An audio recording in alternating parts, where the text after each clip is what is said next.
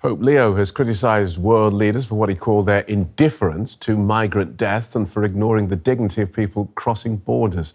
His comments came during a visit to Spain's Canary Island, a major destination for migrant boats trying to reach Europe. The Spanish NGO estimates that more than 3,000 people died trying to reach the Canaries last year. The Pope urged politicians to create legal and safe pathways for migrants and to take a harder stance against human trafficking. Well, he began his trip to Spain by praising the government's support of migrants. While much of Europe is tightening border controls, Spain is holding its door open by offering undocumented migrants the hope of legal status. Our correspondent Nicole Ris reports. Sleepless nights and long lines. This was the scene a few weeks ago as undocumented migrants rushed to get legal status in Spain. The window of opportunity is open until the end of June.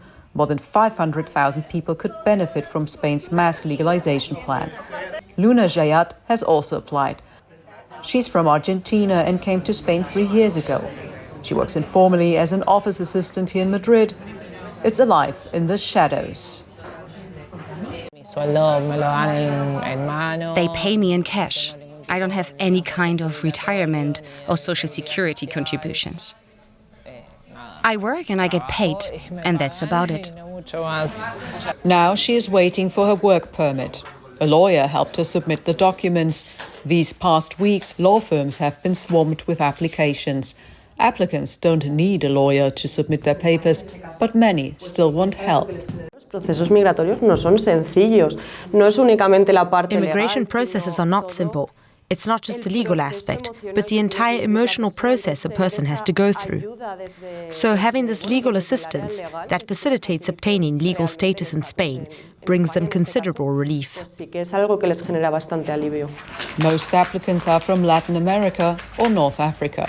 She says the process has shown how diverse migration to Spain has been.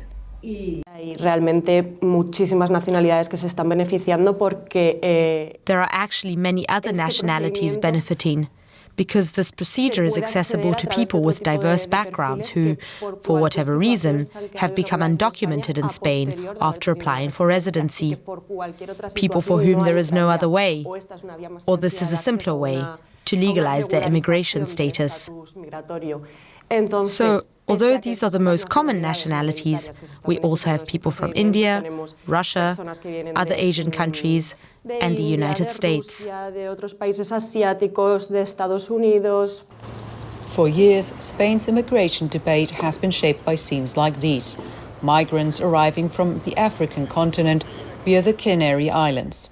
The government's plan is open to migrants already in Spain, regardless of how they arrived, as long as they've been here since before January 1st, 2026 and stayed at least 5 months. Officials say bringing them into the formal economy could help fill labor shortages and boost tax revenues. Many work in sectors such as caregiving and agriculture. As much of Europe tightens migration policy, the Spanish government's different approach is drawing criticism from the EU, the Spanish opposition, and the far-right Vox party. Many people are being granted legal status through the back door without meeting the requirements imposed on other migrants entering Spain.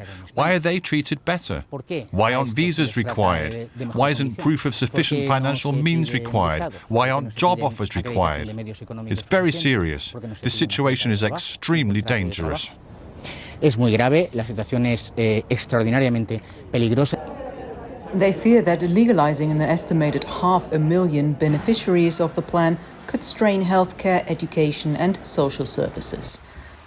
In an exclusive interview with DW, Spain's Secretary of State for Migration sought to calm those concerns. There's this view that the people we are legalizing are going to invade the rest of the European Union. Therefore, first, the authorization granted through this process is solely for residing and working in Spain. It's for people who are already here and, in many cases, already work here. And foreigners who work here use healthcare and benefits and other state resources much less. Furthermore, to receive state benefits, most require years of residency in Spain. Therefore, it's not automatic. Many requirements must be met and fulfilled to be eligible. For many, Spain's mass legalization of undocumented migrants remains a source of political debate. But for Luna Shayat, it is a chance to be part of society. The fact that the state acknowledges that there is a situation that is harming many people and is doing something to change it gives me hope for a better world. Shortly after our interview, Luna received her papers. She's now legally allowed to live and work in Spain for a year and can then apply for an extension. Let's explore this with Kate Hooper, who's a senior policy analyst with the Migration Policy Institute International Programme. That's a non-partisan policy think tank. She joins us from New York. Can we start with your reaction to this news from Spain of this of them offering so many undocumented people the opportunity to live there? So I think regularization really provides a way to bring people in from the shadows, which is critical. We know that there are huge benefits from doing so. For the economies, bringing people into the formal economy and their jobs as well, for local communities, that stability of status, and for governments knowing where people are and what their needs might be. There are clear short-term benefits. Which all sounds very rational and sensible, but and we can all see from Germany to Hungary, the United States, South Africa even, anti-migrant rhetoric has become increasingly popular and inflammatory, and it's forcing parties of all colours to toughen up their stances. So what do you think it is about Spain or the current Spanish government that means that they're travelling in the opposite direction? So I think Spain is moving in this direction because its economy really relies on immigrants across a number of different sectors, but also recognition that there are a large number of undocumented immigrants in Spain currently who need to be brought in from the shadows. Regularization is just a reset. There is a need to reform their legal immigration system to make sure that this situation doesn't arise again. So making sure that people can access and keep legal status and stay within the formal economy.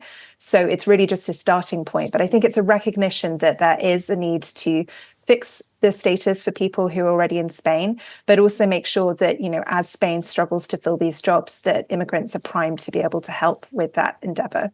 Tell me about, you keep using this phrase, there is a need to fix people's immigration status. What is this need? Because many would say that, well, if they came illegally, if they didn't join the queue of migrants who took the lawful route, then once their applications have been made, or perhaps even before, then they should be kicked out. You say there is a need to regularise them.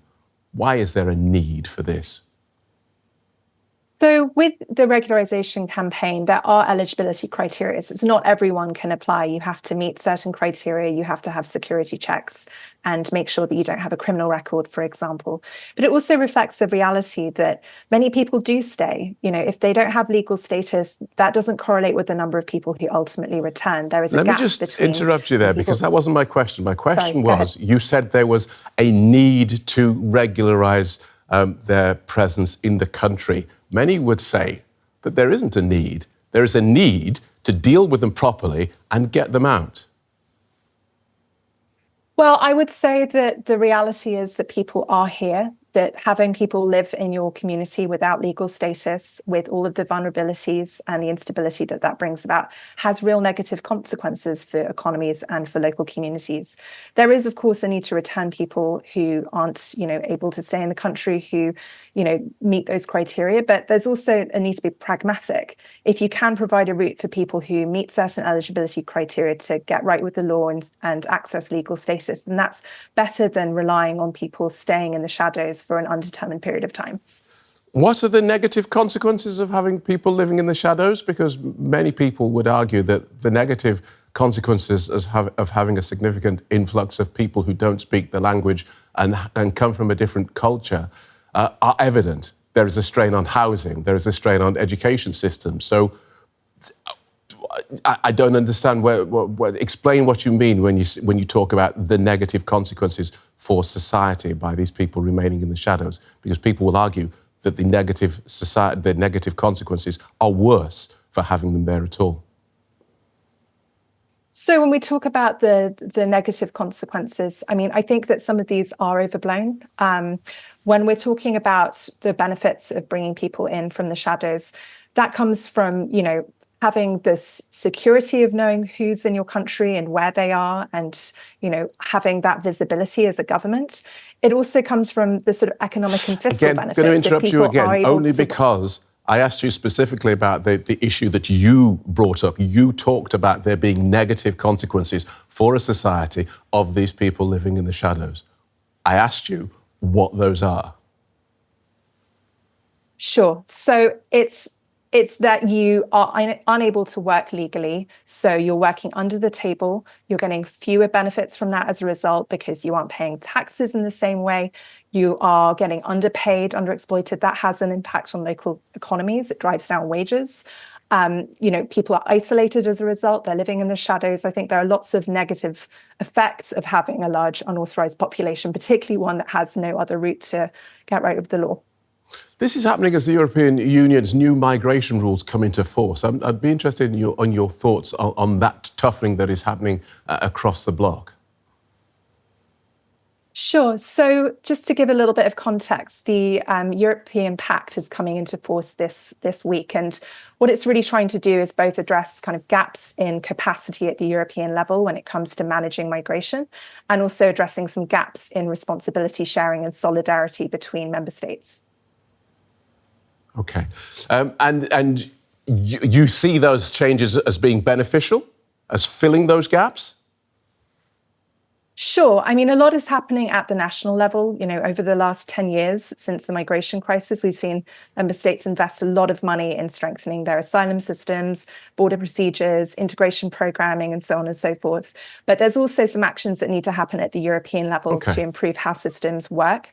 And addressing some of those challenges that we've seen around sharing responsibilities, around just basic capacity, around border procedures, and so on and so forth. Thank you so much. Kate Hooper from the Migration Policy Institute. Thank you. Thank you.